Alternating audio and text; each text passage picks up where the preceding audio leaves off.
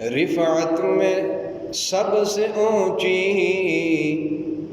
پرواز توحید ہے، رفعت میں سب سے اونچی پرواز توحید ہے،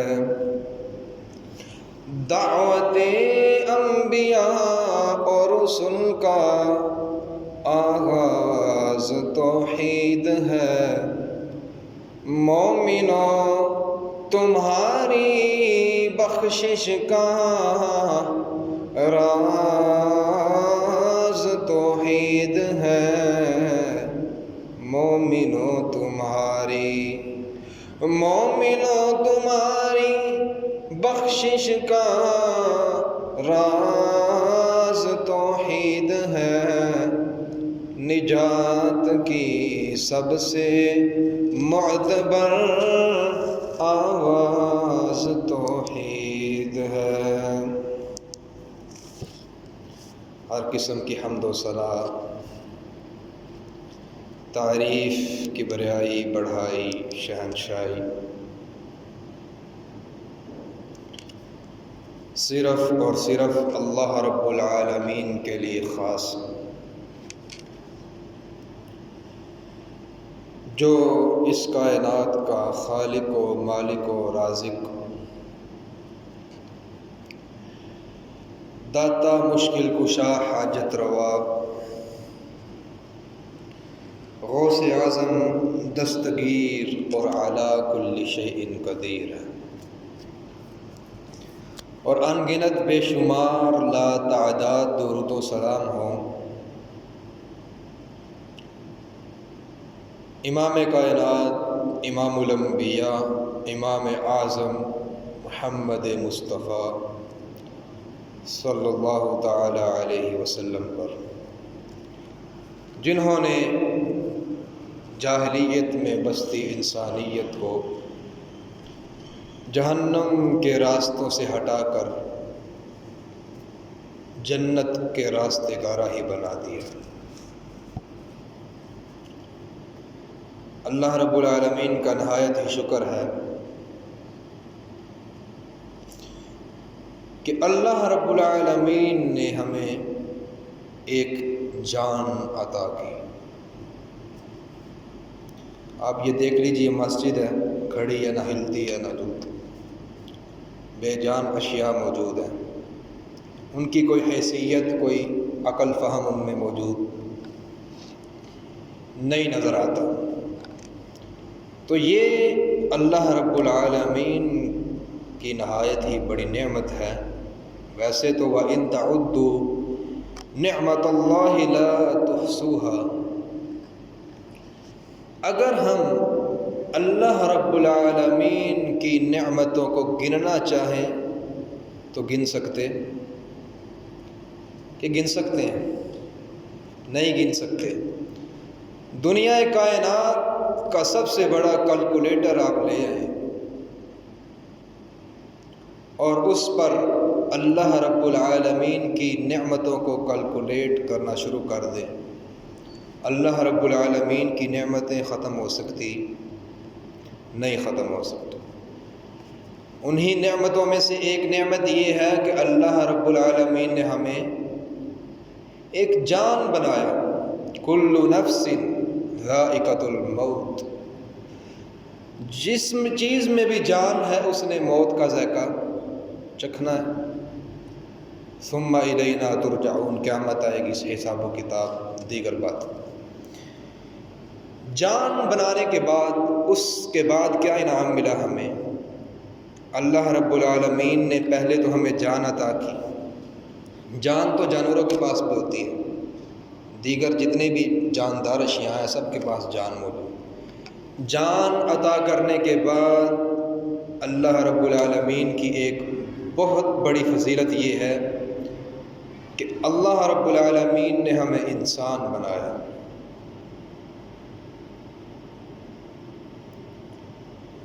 انسان ہونا یہ بھی ایک بہت بڑی نعمت ہے۔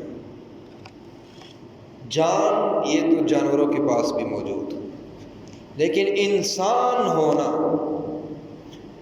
اس میں خصوصیت یہ ہے کہ انسان کو اللہ رب العالمین نے عقل، شعور اور ذہن عطا کیا ہے، جو کہ جانوروں کے پاس نہیں ہے۔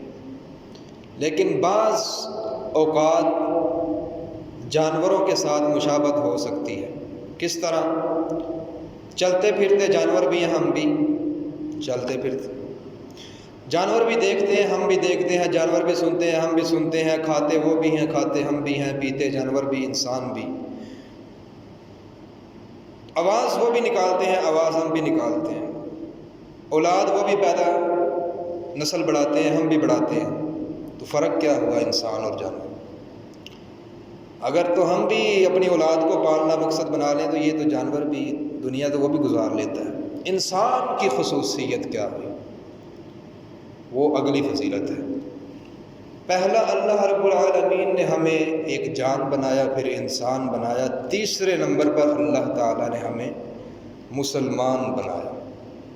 یہ جانوروں سے ہمیں علیحدہ چیز کرتی ہے، خصوصیت، عقل، شعور، فہم۔ اسلام ہمیں فضیلت ایسی عطا کرتا ہے کہ فرشتوں سے بھی زیادہ فضیلت انسان کو حاصل ہے۔ وعلم آدم الاسماء کا آپ نے واقعہ سنا ہوگا کہ اللہ رب العالمین نے جب آدم علیہ السلام کو نام سکھلائے، اس کے بعد فرشتوں کا اور آدم علیہ السلام کا مقابلہ ہوا تھا۔ اللہ رب العالمین نے ایک طرف آدم علیہ السلام ہے، ایک طرف فرشتے ہیں۔ فرشتوں کو کہا یہ چیزیں ہیں، ان کے نام بتاؤ۔ مقابلہ جاری ہو گیا۔ فرشتوں نے کیا کہا؟ فرشتوں نے کہا سبحانک لا علم لنا الا ما علمتنا انک انت العلیم الحکیم۔ اے اللہ، ہمیں پتہ نہیں ہے، آپ نے جو ہمیں علم عطا کیا ہے اے ہمارے اللہ، وہ پتہ ہے، اس کا ہمیں پتہ نہیں ہے۔ اللہ تعالیٰ نے فرمایا یا آدم انبئہم باسمائہم، اے آدم ان کو ذرا نام بتا دو ان چیزوں کو۔ جب نام بتائے، اللہ تعالیٰ نے کہا کہ بتاؤ، آپ تو کہتے تھے انسان کو، جب انسانوں کو میں پیدا کرنے لگا تھا تو فرشتوں نے کہا تھا اللہ عبادت حمد و ثنا تو ہم بھی کرتے ہیں، انسانوں کو کیوں پیدا کر؟ اللہ نے کہا میرے پاس حکمت موجود ہے، آپ قریب سمجھ آئے گا۔ جب علم کی فضیلت سے انسان کو نوازا تو یہ حکمت فضیلت فرشتوں کے سامنے ظاہر کی کہ علم کی بنیاد پر آدم علیہ السلام کو فرشتوں پر فضیلت حاصل ہوئی۔ اللہ تعالیٰ نے کہا کہ آدم کو سجدہ کرو۔ فرشتوں نے سجدہ کیا، ابلیس نے، فسجد الملائکۃ کلہم اجمعون الا ابلیس ابا واستکبر وکان من الکافرین۔ فرشتے سجدہ کر کے فرشتے بن گئے، ابلیس جن تھا انکار کیا، کافر بن گئے۔ شیطان قیامت تک کے لیے مخلوق دیکھی جائے، ابھی جنوں فرشتوں یہ تینوں چیزوں کی بات ہوئی، یہاں پہ تین قسم کی مخلوقات ہیں۔ ایک مخلوق یہ ہے اس کا وجود بھی موجود ہے اور اس نے اعمال بھی کرنے ہیں، خیر و شر کے اعمال بھی کرے گا اور اس کا وجود بھی ہے، وہ ہے انسان۔ ہمارے پاس جسم موجود ہے یا نہیں؟ اور نیک اعمال، برے اعمال، ان کا حساب و کتاب بھی ہوگا، یہ ایک۔ دوسرے نمبر پہ ایک ایسی مخلوق ہے جن کا وجود نظر، لیکن ان کے بھی نیکی اور برائی دیکھی جائے گی، وہ ہیں جن۔ جن بھی نیک ہوتے ہیں یا نہیں؟ ان میں بھی نیک بھی ہوتے ہیں۔ جب انہوں نے قرآن سنا نا نبی علیہ السلام پر، جب شروع میں، تو انہوں نے کہا، جنہوں نے، انہوں نے کہا یا قومنا اجیبوا داعی اللہ وآمنوا بہ یغفر لکم من، آپ بھی قرآن پڑھیں، قرآن کو، اللہ کی طرف سے رسول ہے، اس کی دعوت کو قبول کریں۔ لمبا واقعہ ہے، میں اختصار، ابھی تمہید میں ہی وقت میں نہیں گزاروں گا۔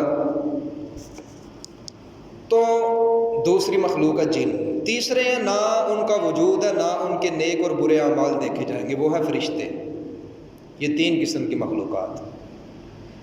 آگے چلیے، اسلام کے بعد اللہ تعالیٰ نے ہمیں ایمان کی نعمت عطا کی۔ یہ ساری نعمتیں اللہ رب العالمین نے عطا کی، ہم نے اللہ کو کیا دیا ہے؟ اب ہمارا بھی حق بنتا ہے نا، جو ہمیں پیدا کرنے کا مقصد بتایا گیا ہے۔ کیا مقصد ہے؟ اللہ رب العالمین قرآن میں کیا فرماتے ہیں؟ فرمایا وَمَا خَلَقْتُ الْجِنَّ وَالْإِنسَ إِلَّا لِيَعْبُدُونَ۔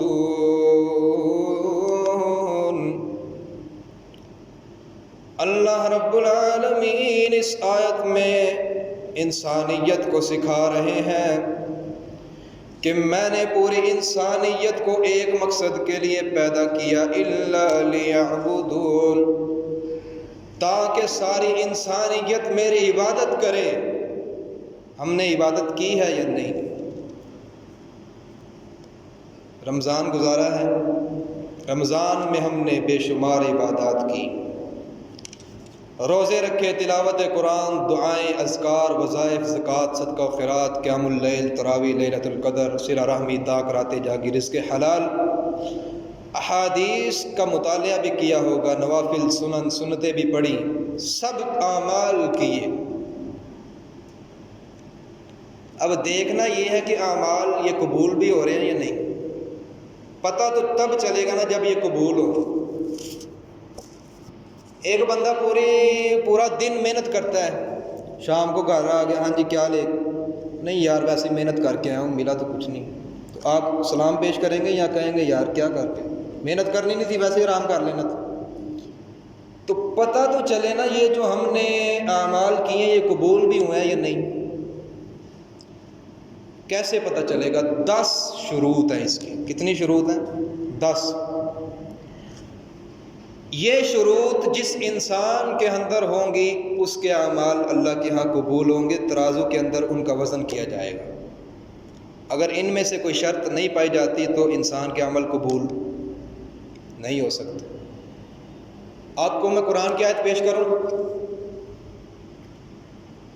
فرمایا عاملۃ ناصبہ تصلی نارا حامیہ،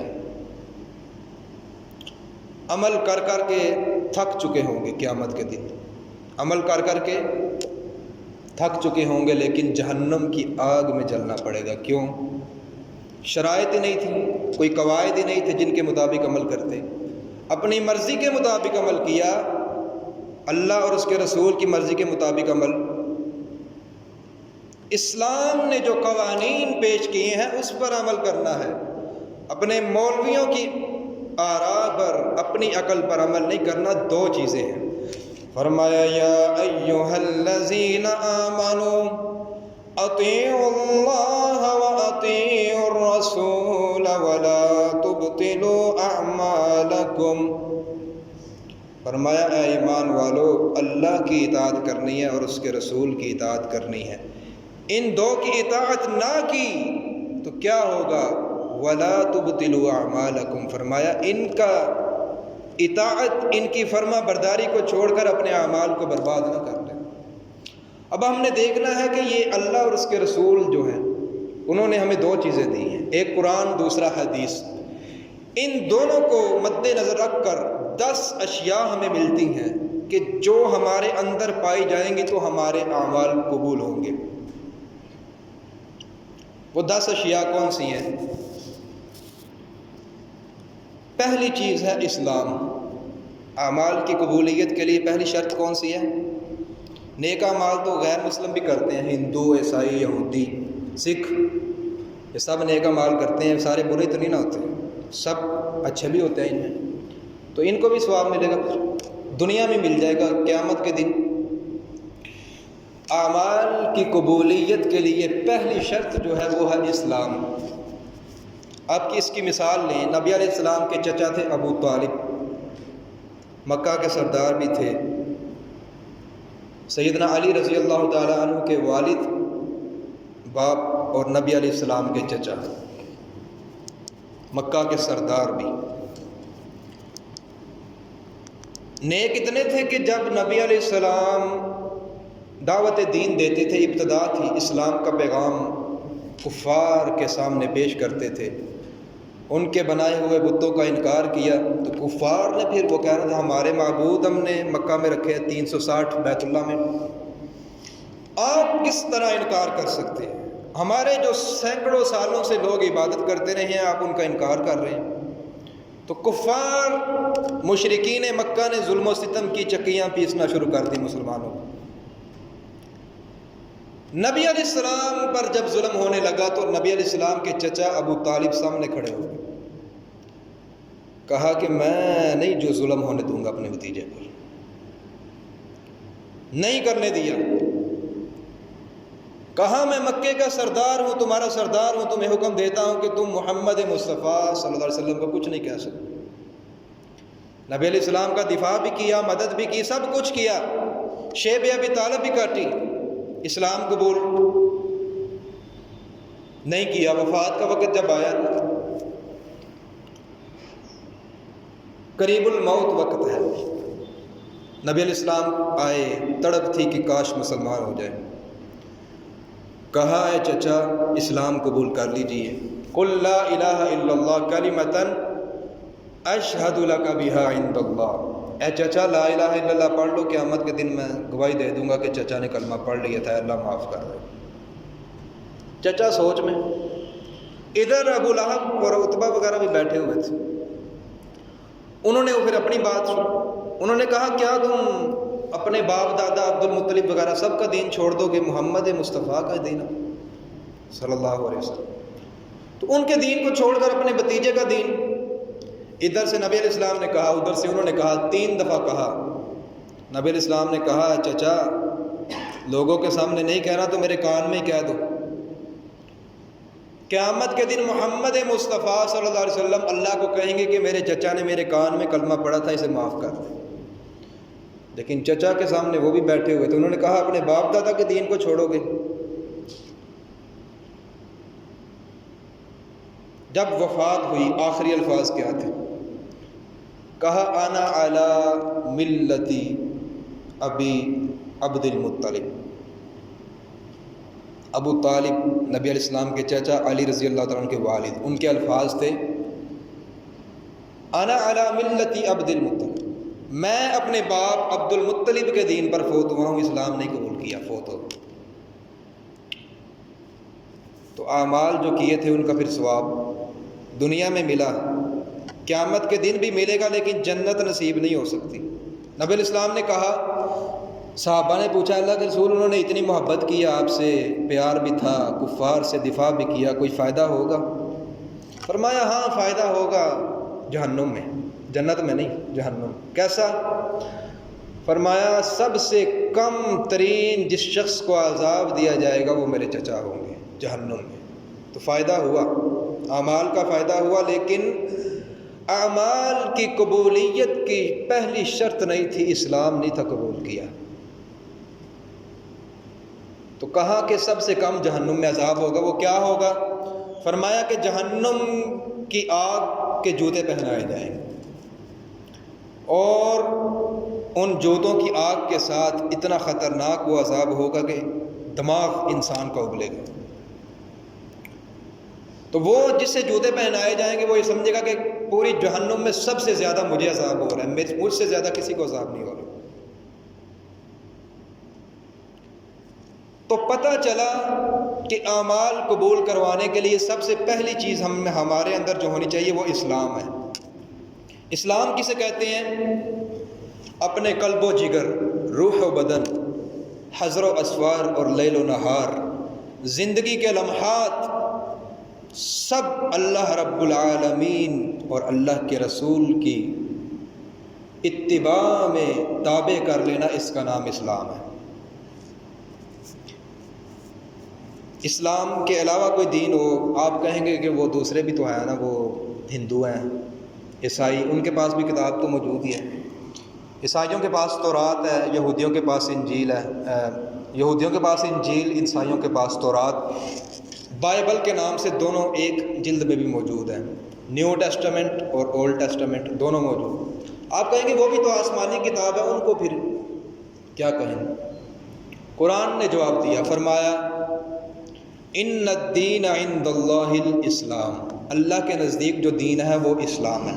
اللہ نے صرف اسلام قبول کر، اگر اسلام کے علاوہ کوئی دین ہوگا تو کیا فرمایا؟ فرمایا وَمَن يَبْتَغِ غَيْرَ الْإِسْلَامِ دِينًا فَلَن يُقْبَلَ مِنْهُ وَهُوَ فِي الْآخِرَةِ مِنَ الْخَاسِرِينَ، جو بھی شخص اسلام کے علاوہ کسی دین پر عمل کرتا رہا اس کا دین قبول نہیں ہوگا، قیامت کے دن خسارہ، یعنی جنت نہیں ملے گی۔ اسلام ضروری ہے، مسلمان ہونا ضروری ہے۔ مسلمان ہونے کے بعد کیا کیا ضروری ہے وہ آگے 9 شرائط مزید ہے۔ پہلی شرط جو ضروری ہے اسلام پر عمل۔ اب اسلام کی عمارت جو ہے وہ بھی تو ہم نے مکمل کرنی ہے نا، پھر اسلام ہوگا کہ ویسے ہی ہو جائے۔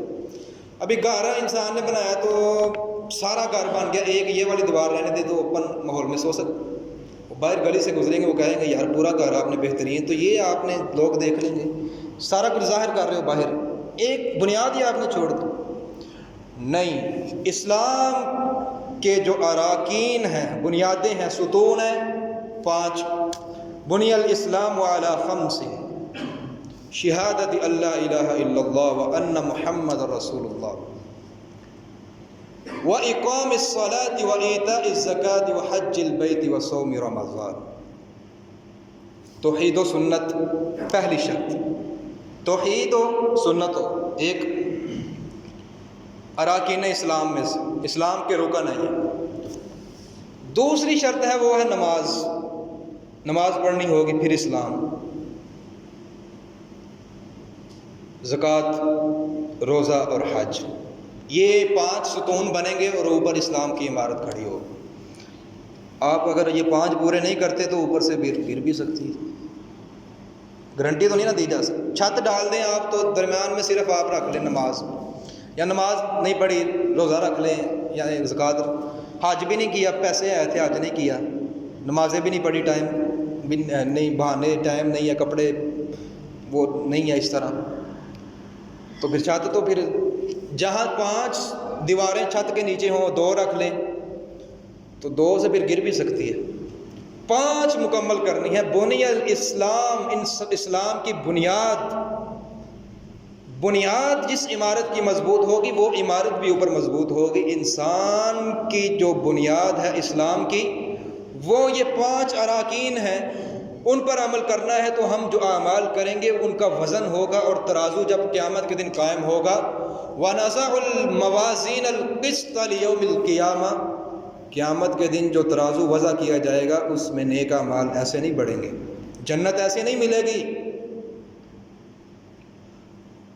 ام حسبتم ان تدخلوا الجنة ولما يأتكم مثل الذين خلوا من قبلكم مستهم البأساء والضراء وزلزلوا حتى يقول الرسول والذين آمنوا معه متى نصر الله ألا ان نصر اللہ قریب۔ قرآن کہتا ہے جنت ایسے نہیں ملے گی۔ آپ گمان کرتے ہو کہ جنت آسانی سے مل جائے گی؟ ابھی تو آپ پر اتنی مشکلیں آئے نہیں جتنے پہلی امتوں پر آئی تھی۔ یہ قرآن کا ترجمہ پیش کر رہا ہوں۔ ان کو تنگیاں آئیں، مصیبتیں آئیں، تکلیفیں پہنچیں، ہلا دیے گئے۔ وَزُلْزِلُوا، زلزلہ کا لفظ استعمال، یہاں تو زمین میں آتا ہے، وہاں انسانوں کو ہلا دیا گیا، اتنی تکلیفیں آئیں۔ اسلام کے شروع میں بھی تکلیفیں موجود ہیں، کسی کی آنکھوں میں سیخیں ڈال دی گئی گرم کر، ایک ٹانگ اس اونٹ سے باندھی، ایک اس اونٹ سے، دونوں کو چلا دیا گیا، 2 ٹکڑے کر دیے گئے، آرے سے کاٹ دیا گیا، بڑی بڑی تکالیف آئیں۔ فرمایا کہ تم ایسے ہی سمجھ لیتے ہو کہ تم بھی جنت میں۔ اسلام کے قوانین پر عمل کرنا ہوگا، جو اسلام کہتا ہے اس پر توحید، سنت، نماز، روزہ، حج، زکوٰۃ۔ پہلی شرط اسلام، اسلام کے 5 اراکین ہیں، یہ ضروری ہیں، اور اسلام مکمل ہو چکا ہے جی۔ اسلام، نبی علیہ السلام دنیا سے گئے، وحی ختم، اسلام مکمل، وہی اس کے بعد کسی پہ نہیں آنی، اسلام مزید بننے کے لیے ضروری ہے وہی آئے۔ تو وہی کا فرشتہ تب سے رک گیا، آسمان سے نہیں آیا کسی پر، جب دنیا کائنات سے محمد مصطفیٰ تشریف لے گئے صلی اللہ علیہ وسلم۔ تو ابھی اسلام مزید کسی کی بات کو نہیں مانا جائے گا۔ امام ابو حنیفہ، امام شافعی، امام مالک اور امام احمد بن حنبل دین میں بڑا مقام، فقہ میں مقام، علم میں مقام، لیکن اسلام میں ان کو حیثیت نہیں دی جائے گی۔ ان کے فہم کو لیا جائے گا، دیکھا جائے گا کہ انہوں نے کیا سمجھا، کس طرح مانا، لیکن صرف وہی نہیں ماننا جو اس ایک نے کہہ دیا، سب کو دیکھا جائے گا۔ سب میں سے جو سب سے زیادہ قرآن و سنت کے قریب ہوگا اس کی بات کو مانا جائے گا، اسلام کو مانا جائے گا، قرآن اور حدیث کو مانا جائے گا، کسی امام کو۔ کیونکہ قرآن نے جب، اسلام نے جب کلمہ پڑھایا تو کتنی چیزیں، لا الہ الا اللہ محمد الرسول اللہ، ایک اللہ کا نام لیا، دوسرا محمد رسول اللہ، تیسرے بندے کا نام، تو تیسرے کا جب نام نہیں ہے تو کام بھی اس کا نہیں مانا جائے گا، کام بھی ان دونوں کا، ایک قرآن ہے دوسرا حدیث۔ ماننا ہم نے ہے، کیسے ماننا ہے؟ جس طرح صحابہ نے مانا۔ آپ کو ایک حدیث سناتا ہوں، آپ کو بات سمجھ آئے گی۔ نبی علیہ السلام نے فرمایا کہ قیامت کے قریب میری امت 73 فرقوں میں تقسیم ہو جائے گی، وہابی، سنی، بریلوی، دیوبندی، چشتی، قادری، سور وردی، بغیر وردی۔ بغیر وردی والے بھی ہوتے ہیں، وردی پہنی نہیں، اوپن۔ حنفی، دیوبندی، حنفی، شافعی، مالکی، حنبلی، بہت سارے فرقے ہیں، 73۔ فرمایا سارے جہنم میں جائیں گے، ایک جنت۔ صحابہ نے کہا جنت میں کون سا؟ نام نہیں بتایا، کام بتایا ہے۔ پتہ چلا نام رکھنے سے بھی کچھ نہیں بنتا، وہابی، دیوبندی، کوئی بھی نام رکھ لے، نہیں، نام تو بتایا ہی نہیں، کام بتایا۔ کام کیا ہے؟ فرمایا ما انا علیہ و اصحابی، جس پر آج میں اور میرے صحابہ ہیں، جو اس پر ہوگا وہ جنت میں جائے گا، جو اس کے علاوہ کسی چیز پر ہوگا جنت میں نہیں جائے گا۔ تو امام ابو حنیفہ تو بعد میں آئے، شافعی بعد میں آئے، مالکی بعد میں آئے، احمد بن حنبل، یہ چاروں تو بعد میں آئے۔ تو اگر ان کی بات کو ماننا ہی پکا جنت میں جانے کا ثبوت تھا، تو جو پہلے 100 سال لوگ گزرے تھے، صحابہ جو گزرے تھے، انہوں نے کس امام کی تقلید کی تھی؟ اور میرے بھائیوں، سوچنے کی بات ہے، آباء و اجداد کے عقائد کی بات نہیں ہے۔ ابو طالب نے بھی اسی وجہ سے انکار کیا تھا، یار سینکڑوں سال سے ہمارے آباء و اجداد بتوں کی پوجا کرتے ہیں، میں اپنے بھتیجے محمد صلی اللہ علیہ وسلم کی بات کو کیوں مانوں؟ اسلام قبول نہیں کیا، فرمایا جہنم میں سب سے کم عذاب ہوگا۔ اولو کان آباؤہم یدعوہم الی عذاب السعیر، اس طرح کی قرآن کی آیت۔ جب ان سے کہا جاتا ہے نا کہ آپ اسلام قبول کرو، وہ کہتے ہیں یار ساڈے پیو دادا کی کرتے رہے، سارے غلط سن، 100 سال 1000 سال پہلے سب شروع ہوئے ہیں، وہ سارے پھر کتنے گئے؟ بھائی آپ کو کس نے ذمہ داری دی ہے؟ آپ اپنے اباؤں، ان کے لہا ما کسبت ولکم ما کسبتم، تلک امۃ قد خلت لہا ما کسبت ولکم ما کسبتم، وہ گزر چکے، ان کے اعمال اللہ کے سپرد ہے، آپ نے فیصلہ نہیں کرنا، آپ نے اپنا فیصلہ بس کرنا ہے۔ تو آپ نے دیکھنا یہ ہے کہ 2 چیزیں بتائی ہیں، ما انا علیہ و اصحابی، جس پر آج میں اور میرے صحابہ ہیں، جو بھی مسلمانوں کی جماعت اس نقش قدم پر ہوگی وہ جنت میں جائے گی۔ وہ 2 چیزیں ہیں، یا ایھا الذین آمنوا اطیعوا اللہ و اطیعوا الرسول، ایک اللہ کی اطاعت ہے، ایک اللہ کے رسول کی اطاعت ہے۔ اللہ کی اطاعت قرآن موجود، نبی علیہ السلام کی اطاعت حدیث موجود، ان دونوں کو مان کر انسان جنت کے راستے کا راہی بن سکتا ہے۔ اللہ تعالی ہمیں جو سنا سنایا اس پر عمل پیرا ہونے کی توفیق عطا فرمائے۔